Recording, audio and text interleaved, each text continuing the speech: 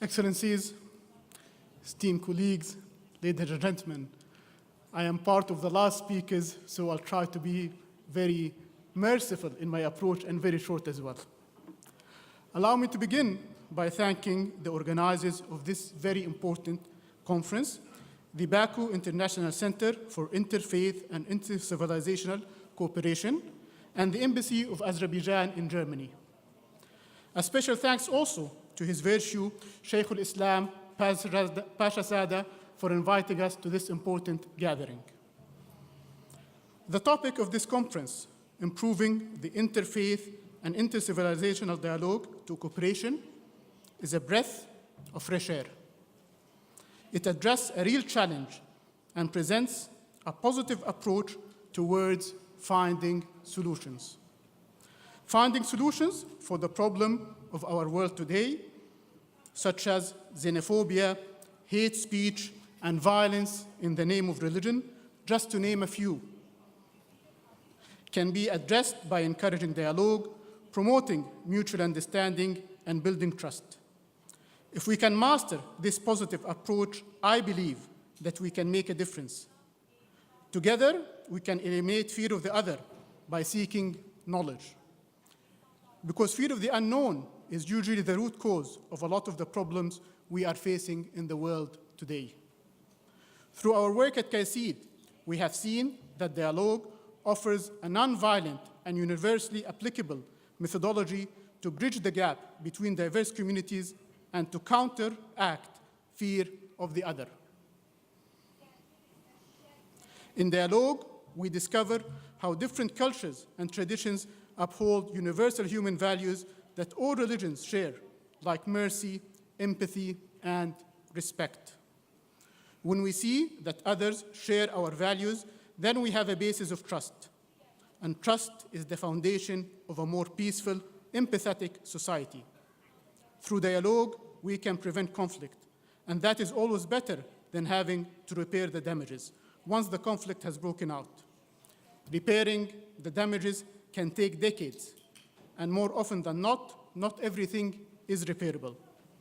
Conflict destroys everything: communities, home, families, and lives. It can take generations and generations to recover from it.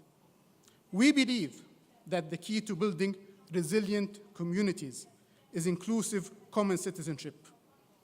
Common citizenship needs to be built not only on the rule of law, but also on the rule of values, including religious values. This can only be achieved through cooperation between religious leaders and policymakers, which we at KAICIID are enabled to facilitate thanks to our unique governance structure. Our Council of Party is made of member states, while our Board of Directors is made of 9 religious leaders from 5 major world religions. At KAICIID, we see religion as an enabler for respect and understanding. And based on that vision, we work to establish interreligious dialogue platforms in areas where religion is manipulated and misused to justify violence. We have established and currently supporting interreligious dialogue platforms in the Central African Republic, Nigeria, Myanmar, and in the Arab world. In addition, we support the Muslim Jewish Leadership Council in Europe. Through our work, we have seen that when we don't have dialogue, you don't have coexistence. I can point to the recent example that we support through our work in Nigeria. Sheikh Maraya and Reverend Hayan are known in their community as the Kaduna twins. Not friends, not brothers, but twins. That is how close they are. They work with the local traditional leaders to prevent conflict escalation and intercommunal violence in their community, which is located outside the city of Kaduna in central Nigeria. They lead by example, promoting interreligious dialogue and calling on Christians and Muslims in their community to respect each other and to show solidarity when tension rises and violent conflict threatens. Their efforts to build trust between Christians and Muslims in their community proved to be effective. We saw this when recent conflict erupted in the surrounding areas, but remained isolated and did not spread into their community. Thanks to the trust they have helped build and the cohesion that they work so tirelessly to preserve. When citizenship is built on shared values, we have a better chance of building a sense of common belonging. When people feel like they belong to a community, they are more likely to make positive contribution to this community's well-being.